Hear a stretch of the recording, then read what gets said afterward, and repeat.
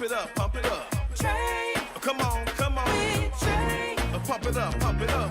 It's the day with Trae. This is the day to gain inspiration, to make a positive change in the nation. We're inviting you to partake in conversation, to raise your vibration. It's the day that we will all celebrate all of our peace that make this thing elevate. Watch the negative fade away, cause it's the day with Trae. That's actually really dope. Hi, everyone. Welcome to the Day with Trae. I'm your host, Trae Holiday. Grand rising to all of you out there. Y'all know, come on. First off, it is Juneteenth, so you already know I'm pumped. I'm with it. I got my pay the fee shirt on in proper order because we still ain't got the fee and we're still on your neck about paying us what we are worth and what we are owed. Okay, so the reparations live in effect is definitely happening today at Jimi Hendrix. And I want to say this. Y'all know it's the top of the show, and I'm going to be getting into who my guests are too. But I just got to say that for any of us that are celebrating Juneteenth across this nation, let's not forget that we still don't have an anti-lynching law. Okay, so let me just make sure that that is clear for all of you out there. At the federal level, lynchings still are not illegal. Do you understand? I mean, so I just want to put that out there. When we're talking about reparations in full effect, we mean it. And honestly, we are only talking about repairing past harms. They say repairing the rations, right? That were stolen from us, that were taken from us. And when I say us, I mean those who are Black folks here in this country whose lineage traces back to the enslavement period. So I just have to start there because it's Juneteenth, y'all. Not only are we going to be celebrating today, but we're also going to be reminding ourselves of why we continue in the fight for Black liberation. So I had to start there. But I'm also excited for my guests who are in the building because we got Dominick Weems in the building. He's going to be giving us his musical journey. And later on in the show, Angela Moore, amazing producer with Cascade Media and PBS, is here to give us some amazing background on what she does and how PBS is staying committed to great storytelling. So I'm so excited to have both of them in the building. But y'all know this is the time where you get to help us grow. Go ahead with folks who you feel could benefit from a daily dose of dopeness right here on The Day with Trae. And if you can't watch our TV show, y'all, we still got you covered because you can actually listen to us anywhere you find your favorite podcast. Just search Converge Media Network and The Day with Trae. You'll find us on whichever platform is your favorite. And there's a lot of platforms, right? Well, before I get into it with Dominick, I'm going to say this. Last year, there was a lot going on with Juneteenth, and I think it's only going to continue to grow. But of course, our Converge Media production crews were out on the scene, capturing all of the amazing work that was being put on by great organizers for Juneteenth. Take a look. Juneteenth is a day for Black voices to be heard, Black excellence to be seen, and Black love to be felt. We're honoring our history, our ancestors. We're honoring so that we can lay the star seeds for our quantum future selves, for our legacies, for the youngins. Juneteenth means to me, it's just the knowledge of being free and being able to enjoy community and being outside and yeah, just freedom. Coming here and seeing all the different vendors and, you know, just the hard work that they put in to showcase their work, I think it's a beautiful thing. Just celebration, you know, all these businesses, you know, they need to thrive, you know. This is what we can do together. They didn't let us know that we was free. Cats was free, you know, from slavery, but it was like until that cavalry rolled through and let people know that, hey, you have been free. That's what Juneteenth is, a celebration of our freedom. Allow an opportunity for us as a community to celebrate the resilience and the power of our ancestors, those that came before us. In order for Black people in America to really have a full equality or full freedom, to enjoy a full freedom in life and liberty and the pursuit of happiness, there's still a lot of changes that need to happen in the society. It's a beautiful day in Seattle. It's all love. You know, there's so many things happening in our world right now that are causing us to forget. Events like this one are super important for our community because it really brings people back home.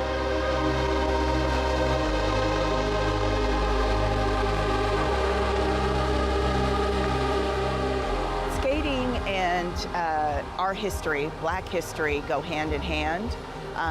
We go way back. So, you know, we used to skate to protest. Juneteenth, celebration, freedom, bringing people together. I feel like that's just a perfect match. No matter where you are in the city, there's so many different events that are going on, and they cater to different crowds, but really, at the end of the day, it's all the same thing. Everyone is really partaking in the legacy and uplifting Juneteenth, and that's the beautiful part. We are at Mopop, not only celebrating Juneteenth, but we're also celebrating 50 years of hip hop this year. So we have multiple different exhibits open. There's Contact High, you can go to Jimi Hendrix. We have a panel going on right now with Jerobi, Shaw Rock. It felt really good to go up on that stage and see all those Black people that actually came out tonight. Juneteenth is a celebration. It's a moment for us to all fellowship. It's a moment for us to all come together and truly celebrate our Blackness in a way that, well, nobody can actually ignore. We have everything from handmade candles. We have this beautiful perfume line with these gorgeous bottles. We have so many makers and vendors who spend their time and efforts to look forward to days like this where we can collect our consciousness and raise our frequencies together. We're a team, we're a unit, we're a collective of makers in Seattle. I love the fact that it's been celebrated even more. My grandmother used to always tell us about Juneteenth when I was a kid, and it wasn't as popular then. But to see it being celebrated even more now, I think is such a blessing. It's such a beautiful thing because we deserve it. We deserve all of it, so.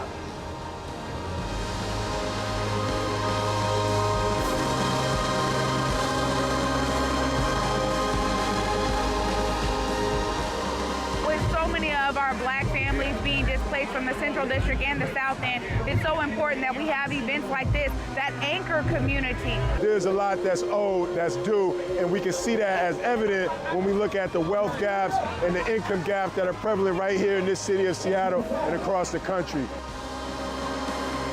Juneteenth is like, it's just a celebration. It's just a beautiful Black celebration, Black joy, Black love. Black excellence, all of that. So it's just a celebration and a day to be seen. And for to be real, everybody else pipe down and let us get our shine on.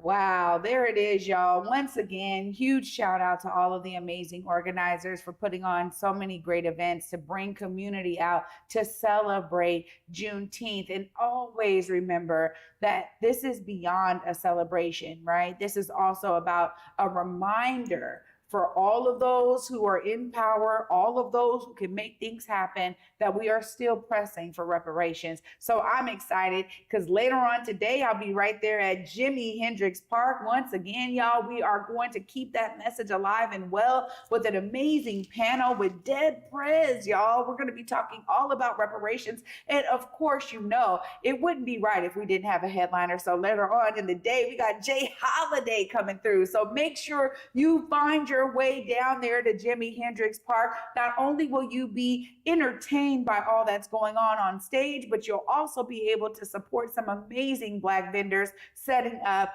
over 100 vendors, y'all, throughout the park.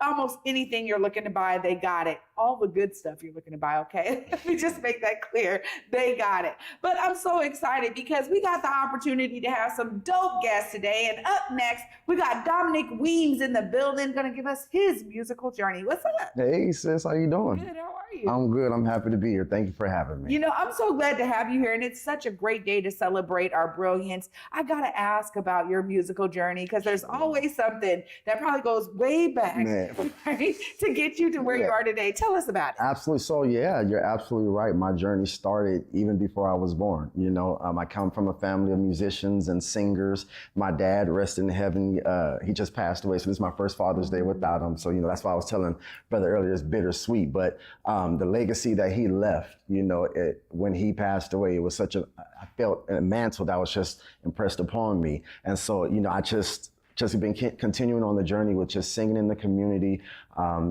Definitely grew up in church. You know, I have a church background, of course, and church future. You know, that's just, you know, that's been my life.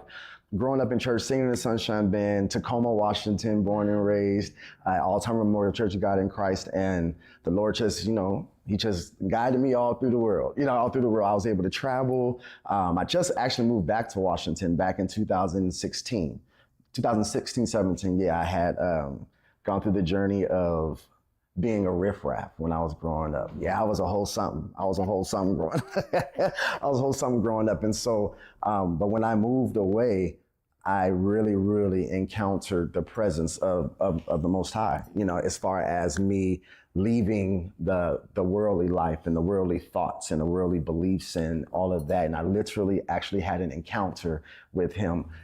Plug encounter, that's wherever the camera is. But no, yeah, so that's been my journey. My journey with music is definitely, it's heartfelt and it's definitely real. So every song that God allows me to write is definitely coming from a real place. It's coming from a place of whether it's hurt, whether it's victory, whether it's an awakening, you know, whether it was a dark time or whatever. The Most High has allowed me to be able to write songs that depict all of that. And so when I left Washington, I was going to get married and all that good stuff. And, you know, that fell through, to God be the glory, that fell through. But then I went on this journey, and I can say growing up in church all of my life, I can honestly say I really didn't believe in God until I met him. Wow. You know, the church always tells you confess with your mouth and believe in your heart. I was able to confess, but the believing in my heart part didn't come until later, right? And so, and that's just my own personal testimony. It's not, you know, anybody else's. And so when I left here, I was able to move to Houston, Texas. And when I went to Houston, Texas, I saw a church on a whole nother level. It was on a whole nother level that Washington just hadn't tapped into yet, or that the church I was going to hadn't tapped into yet. So my eyes just got big. It got bigger when it came to music. And so, yes, I went to Texas. I was in Texas for a while, and I was the state minister of music out there in Texas. And then after Texas, I moved to Baltimore, and I was able to rub elbows with some of the gospel greats out there, like Marette Brown Clark and Stephen Hurd. Like, they're really good friends of mine. And then that's when I looked at myself in the mirror one day, and I looked at myself. I said, I don't recognize this dude. Like, because all through life, you know, I had been in church, but the church wasn't in me, if that makes sense, right? Singing, rehearsing, all that kind of stuff, but not truly understanding what it meant to be in relationship with the one that was keeping me, which was the Most High. And so when I looked at myself one day in the mirror, I was like, I don't recognize this dude. Like, who are you? Everyone just looked at yourself in the mirror, and, you know, you look at the things, but you haven't just like looked at yourself and just honed in on your countenance, right? And so I saw my countenance for the first time, and I was like, oh, that's ugly. Like, who are you, dude? And so literally, though, I stopped going to church. So I stopped going to church not because I didn't believe in God, but because I didn't want the God that they were serving. The God that they were talking about wasn't the God that was strong enough to keep them. And I wanted the God that was strong enough to keep me in my dark times, or in the times I wanted to commit suicide, or the times when I wanted to overly drink or smoke this. You know, I'm keeping it 100. Yes. So when I went on that journey, I literally, there was a missionary I was growing up at All-Time Memorial. There's this missionary Stallworth, and she had this nice gray patch in her hair. I was like 8 or 9 when she said these very words that still ring in my head today. She said, "Do the know-how until the want-to comes." Ooh, yeah. And I for the longest, I didn't know what that meant until I got to that place of being like, okay, Lord, I don't know who you are yet, but I have something in me that says, okay, just do the know-how until the want-to comes. So what I did was, I had this apartment, I gutted out my closet, I laid down this white cover and this white pillow, and I had blessed oil and I had water. And I prayed for the blessed oil and I prayed for the water. And I said, Lord, wherever this water goes in my body, that's where I want you to fill me up. Still not even knowing, I'm just walking by faith at this time, right? So then when I do that, man, I'm praying and I'm looking for God. I'm closing my eyes. I'm looking for God in the dark. I'm like, is that you? Like, where are you? I'm looking at him in the lights. Like, where are you? Where are you? Not knowing the whole time that he was in me, And so I'm just telling you my whole situation. But what you're doing is you're taking us on that journey, right? Because ultimately that journey is what led you to where you are today. I mean, so you really went through some experiences that got you to then say, let me hone in on the music that has been an anchor, obviously, in your world. Tell us about that transition when you realized, like, you know what, music is where I'm going to pour my brilliance into. Give us more of that. Sure. It's definitely been the thing, like you said, that's been keeping me rooted and grounded and anchored, keeping me sane. You know, oftentimes we listen to music that, you know, that'll cater to our feelings, or, you know, that'll cater to our depression. But it's not very often that we listen to music that'll cater to our victories and that'll feed our victories. And so when I found out how strong and powerful music was and how it really did minister to me without me even knowing, or how it really did anchor me, it was in that time when I found out that God wanted a relationship with me. And I didn't know that that's what it took. And so when I found out he wanted a relationship, when he is music. And so when I found out he wanted a relationship, then me and music really had a deeper relationship. And that's how I was able to write from that place. I didn't know that I could write. I didn't really know I could write until I had encountered the presence of the Most High. And so then he took me on this journey of just writing music, writing my own music, telling my testimony through my music. I have a song that's entitled We Want You. And it says, I want God to consume me more than my life already does, because I'm tired of singing my same old shoulda, coulda, wouldas. And that's what my life was all about. And so with him being able to help me make sense of it, now I'm able to go, and to God be the glory. I go to bars now, and we do gospel concerts in bars. Like, we did a gospel concert at the Rumba Notes. And so, and even with this testimony, with the tour that's getting ready to take place. Yeah. So that's how. So to answer your question, that was the... You never know how it's all going to come together. You never know. And I mean, that's the beauty of divine design. You know, I'm in my later years in life, and people will say, "Girl, you're still so young," and I receive it. I receive it. Right. You know, there's something really special about understanding how there's this web, this interconnectedness of all of us who are out here, who are just little pieces of Most High, right? We're all just little pieces of the same source. Absolutely. And how we connect and build and, you know, grow with one another in this divine design is always blowing my mind. So now you got this tour coming up. Yes. People are going to be able to experience it. Yes. You know, give us a glimpse of what folks are going to experience out on this tour. It's going to be real. It's going to be radical. It's going to be very transparent. It's going to be, I believe, life-changing, because what comes from the heart reaches the heart. And I don't want to be out there faking the funk, acting like I'm somebody that I'm not. So what they're going to see is a mighty move of God. They're going to see souls being delivered. They're going to see minds changing. I believe they're going to see people being healed. Wow. Even because that's that powerful. I truly believe words created this whole entire universe. So I believe that the words that we say, it either brings life or it brings death. There's no in between, and I'm coming to bring life. So they should expect that. There we go. Of course, I got to ask all about the details. I mean, you know, we got people up here in the Pacific Northwest who are watching, and beyond Pacific Northwest, they want to know how to tap in. So I just want you, just for a second here, to look right in that camera. Let folks know why they need to get their tickets, how they get their tickets, and how they can tap in to this phenomenal experience you're creating for folks. All right, so peep, y'all. It's D Weems coming at you. Y'all can look us up on our Instagram. It's _encounter_, or you can look us up on our Facebook page. Look at my name, Dominick Weems, DOMINICK, as in Mary, S as in Sam.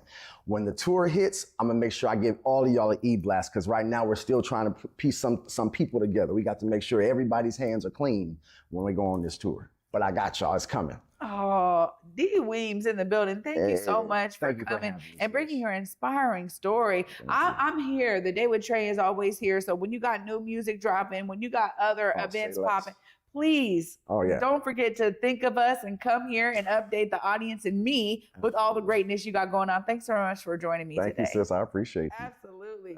Y'all, what a powerful way to start off this Juneteenth episode with D Weems in the building. Y'all know the power is going to continue after this break, because I got Angela Moore coming up next, an amazing producer with Cascade PBS. Y'all don't want to miss this. Stay tuned. You're watching The Day with Trae.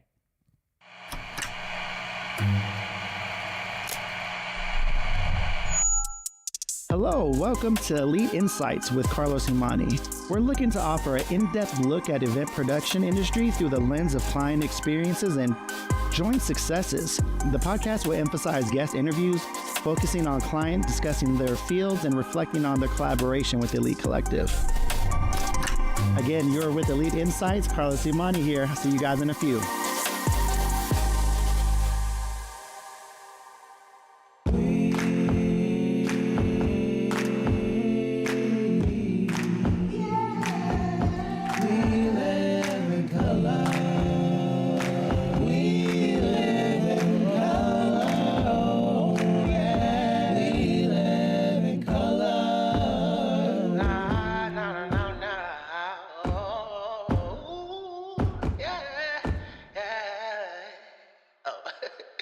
start the show.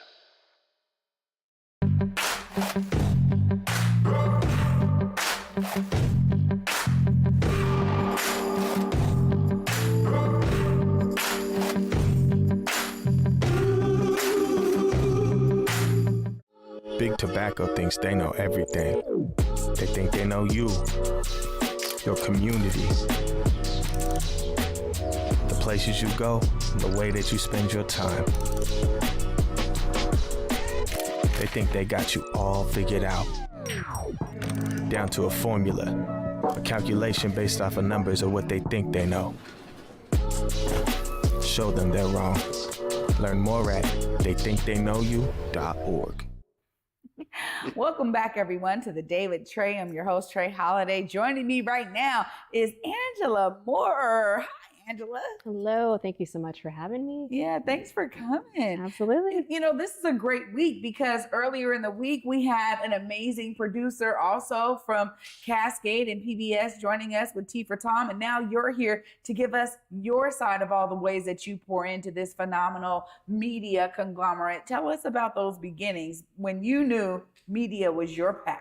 Oh, wow. Absolutely. So my background is in nonprofit media. I've worked with different organizations in the US and Seattle, ACLU of Washington, Art with Heart, Yoga Behind Bars, to tell stories that really bring to life some of the issues that disproportionately impact people of color and other underserved communities. And so I kind of ended up at Cascade PBS by chance after actually I left NAM, the African American Museum. And yeah, what's great about my role at Cascade PBS, what I feel really fortunate about, is that I get to work with such a wide range of folks in the community. I work for Cascade PBS Creative Works, which is a very new, unique, and innovative aspect of public media. I don't know of any other PBS station that has a creative agency, and that's what we do. We're a creative agency we're a nonprofit creative agency for nonprofits. Wow. So we work with so many wonderful folks in the community doing such amazing work. But we're not limited to nonprofits. We also work, with for-profit entities, larger corporations, and everything we do just allows us to expand our footprint in the community and allows us to do work that utilizes both the skills of our amazing team and makes a community impact.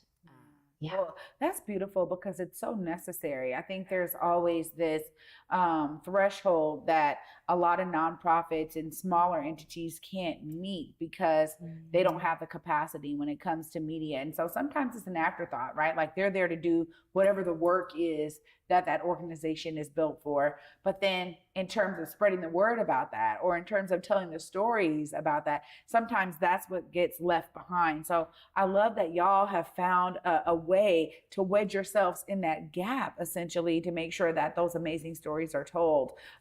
When you think about some of the things you've been able to do, I'm sure this project we're going to be talking about, because I was just opening up the show with reparations, right? Yeah. I'm sure that's a big one. But what are some of the other projects that you've been able to do as a producer there that have really shined a light on your creative brilliance? Absolutely. Thank you so much for asking. I wasn't expecting to be able to talk about that. So one of the things that we've done is create a curriculum for the Girl Scouts of Western Washington. We have done everything from aerospace to digital leadership and learning how to be a good digital citizen during times where there's a lot of cyberbullying and things that make teens feel bad about themselves, about their bodies. And, it's meant to be a curriculum that helps people excel beyond what they necessarily experience during that difficult time, So we've worked to create these basically online digital platforms where the Girl Scouts can go in and learn at their own pace. We film it at the studio at Cascade PBS. And it's been really successful. You can get a PBS badge as a Girl Scout. It's actually called a Piranha Lab badge because of the way that my particular entity, the Creative Works entity, has evolved. We actually started as another company called Piranha, that was a long-term video production agency in Seattle, about 30 years, and we were acquired by Cascade PBS a few years ago. So the official badge is a Piranha badge, but you can get that once you do your digital leadership curriculum, your aerospace curriculum, and we have other curriculums that we've developed specifically for them. Another project that we've done is called the PBS Leadership for Good, which was a sort of a sit-down interview, quick, like 30-second style overview of different nonprofits in the area. Wow. One of my favorite nonprofits that we got to feature was the Girls School, the School for Girls, that's right across from NAM. They do amazing work, really at that crucial age for middle school girls to basically become leaders. You know, they're helping these girls become leaders, and we're helping with our program to kind of get that out there more.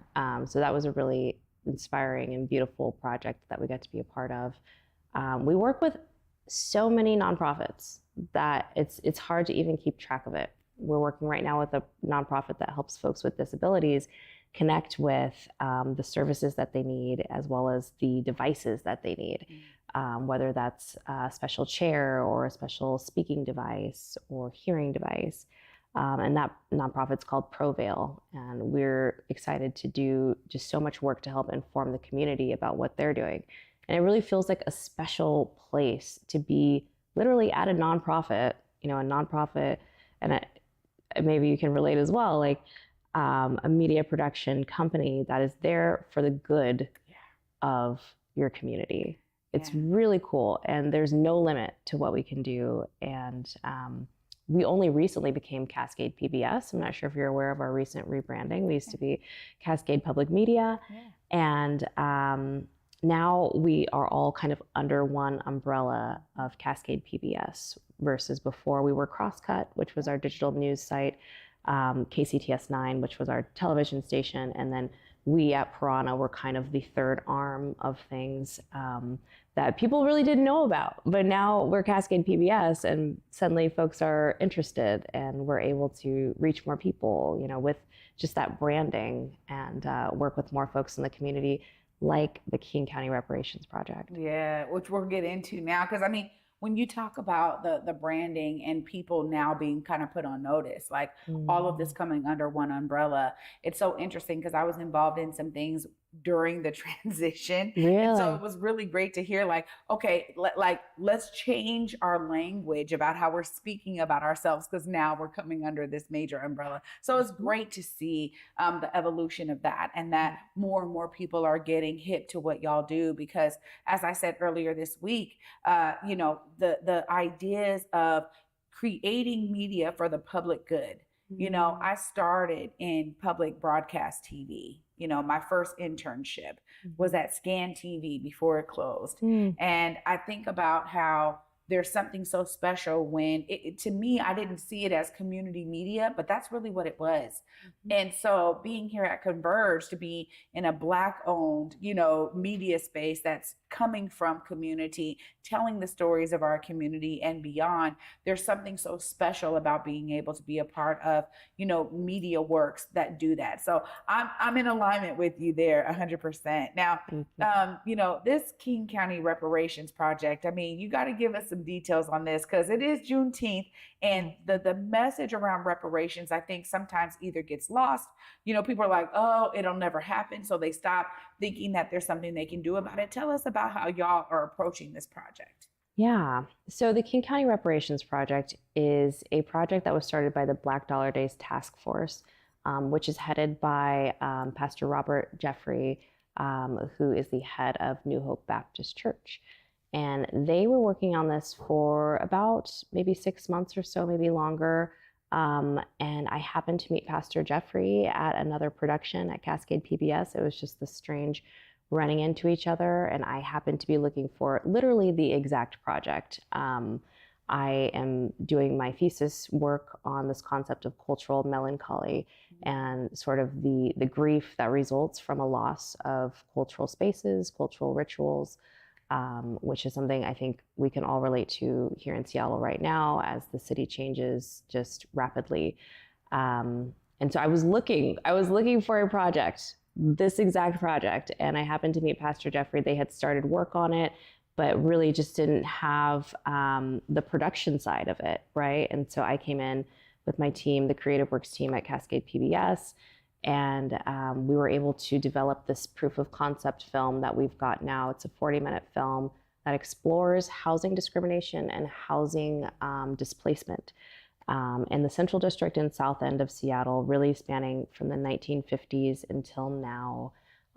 We are looking at 5 different policy areas, redlining being a huge part of it, federal urban renewal, and sort of the idea of renewing the city to make it better, but leaving out the people who made the city great to begin with. Subprime lending, these crazy loans that are predatory and hurt people more than help. And as well as regressive tax policy and weed and seed abatement laws, which were laws that really criminalized behavior that was more so targeted at systemically removing certain people from society and allowing property owners and landlords to evict people based on certain behavior that was systemically targeting specific people. So we're examining these 5 policy categories, and we've kind of laid them out in this 40-minute film that we'll be screening this Thursday, tomorrow. And the film looks at these policy areas, it breaks them down. We have a great selection of stories that we've been able to compile and interview people. But what we really, really need now is more stories. And there is no shortage of stories. So it's just about connecting with the community and connecting with the people who have experienced this, who had family homes, who had these, crazy loans that were predatory to begin with, right? Or who lost their homes because they were told, a policy about eminent domain and the city can just kick you out because this is what they've decided, right? So that's where we're at now. We're trying to connect with people to tell stories, and we're also trying to connect with people to raise money so we can continue telling these stories. And the hope is that by highlighting these specific policy areas, by telling these stories in a compelling, educational, digestible way, that we can make a solid case for reparations, whatever that looks like. We personally believe it should be monetary, but there are other ways to repair communities as well. But we are looking to make a case for the fact that communities have been systemically targeted and forced to leave places that they have rights to be in.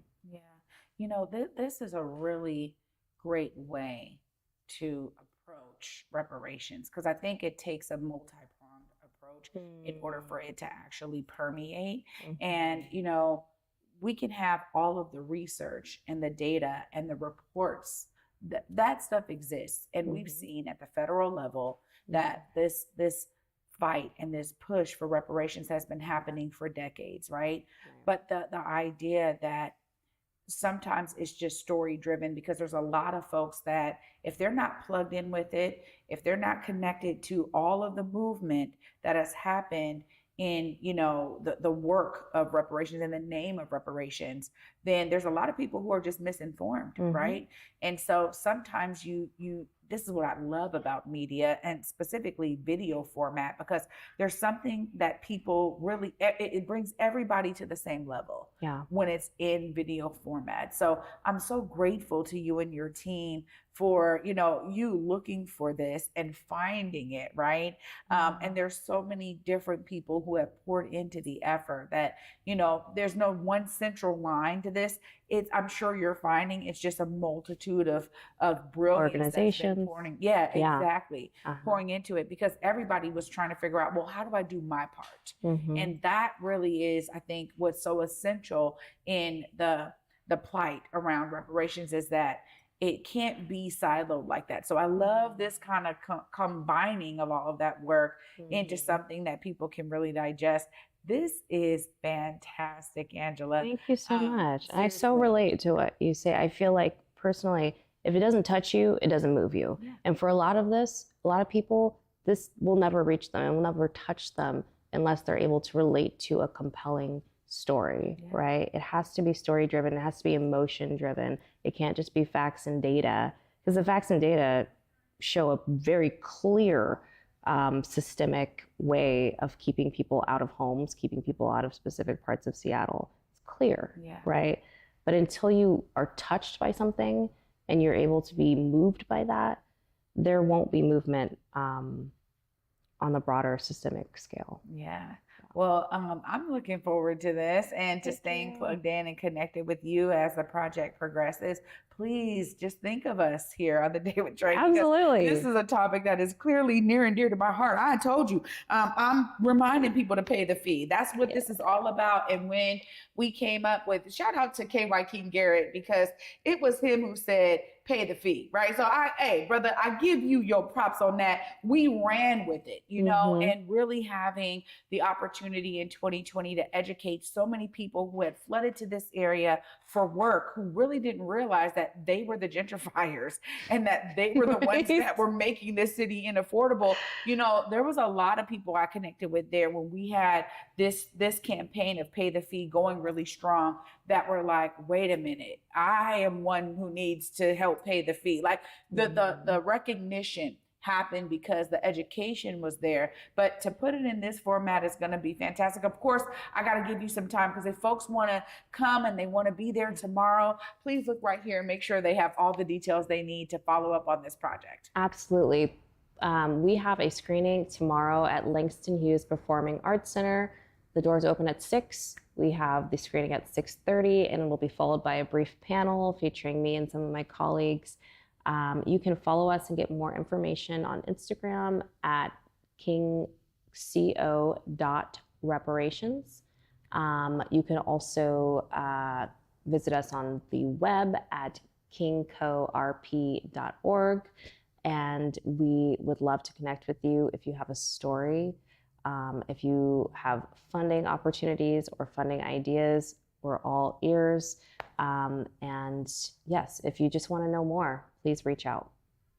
Angela, thanks so much. Thanks Thanks so much for being so here. much, Trae. And on this day specifically, it's really important to me. So I appreciate the work you're doing. I can't wait to stay connected, okay? Thank you. Wow. Thank you so much. Y'all, what a great Juneteenth episode. I told you. Look, I was giving y'all a little bit of a lead in because I'm like, oh, she works for Cascade, you know. It was all about this King County Reparations Project. So glad she gave us all of the details there. Y'all, I get to wrap all of this up right after this short break. Stay tuned. You're watching The Day with Trae. Disenrollment is a situation whereby people whose birthright to be Indigenous is being stolen from them by politicians that have been elected to lead. Today, the latest or last chapter of the saga concerns the threatened physical ejectment of as many as 21 Nooksack families from their homes. I think it's come about by hatred for our family. That's what it's all about. Our bloodline is still here. You know, they can't get rid of us. Here on Back to Besa, it's always been important to me that we uplift stories from across the region, and that no matter where you live in the nation, you never have to miss a moment of the show as we continue to highlight the beauty, excellence, and resilience of our communities across the Pacific Northwest. Why? Because representation matters. So no matter where you live, be it the Central District or Centralia, Portland or Pullman, or anywhere across the country, I encourage you to join me on this Back to Besa journey by downloading the free Fox Local app on your phone or smart TV as we continue to elevate the very best in our communities. Seattle really is just a big neighborhood. It was a place for us to grow. We all have a gift of some sort. It's just my vision of what I see. Theater allows you to hit harder and be more. There's a sense of hope that your story will survive longer than you will. Stream on the Cascade PBS app or watch live. Fridays at 8:50 p.m. on Cascade PBS. Learn more at blackartslegacies.com.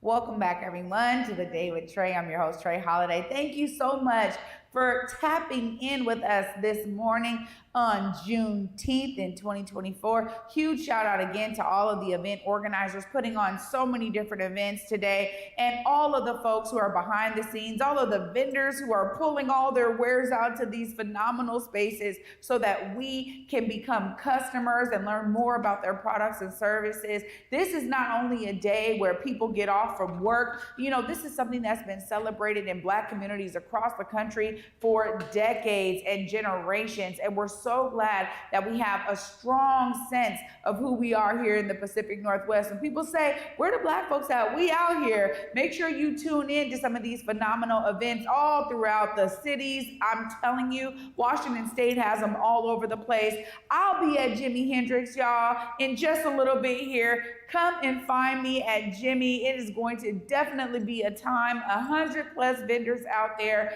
It's going to be amazing to have all of these great conversations around reparations and also celebrations of our culture. So please come on through, y'all, and make sure you utilize this time. If you're somebody who's like, I got the day off, I'm gonna be in the house, well, research some things, learn more about the amazing brilliance that has popped up Black towns throughout our country after the enslavement period. There's so much that we can learn from communities who have celebrated Juneteenth and what it's meant specifically to Black communities. So if you are someone who isn't Black and you're looking to partake and learn more, come out to some of these events. Learn what's going on in your neighborhood and some of the amazing vendors that you can patron. And if you're someone who's like, I want to chill in the house, I ain't gonna shame you. I'm just gonna tell you that we out here in these streets and that I'm gonna encourage you to educate yourself, because this is not just a day to take off for rest. This has always been a day in Black communities for celebration and for the remembrance and the continued existence and fight for getting what we are owed in terms of reparations, y'all. So be mindful of this day. Every year, be mindful of Juneteenth. Participate. And of course, y'all know I want you to be inspired by the stories of my guests here today. Huge shout out to D. Weems, Dominick Weems in the building, and Angela Moore, both of them doing their own world of creativity that's bringing so much inspiration to others. Y'all know I want you to be inspired, because just like them, you too can be a part of the solution. Thanks for watching today, y'all. And for me, I will be back tomorrow at 11 a.m. And until then, peace.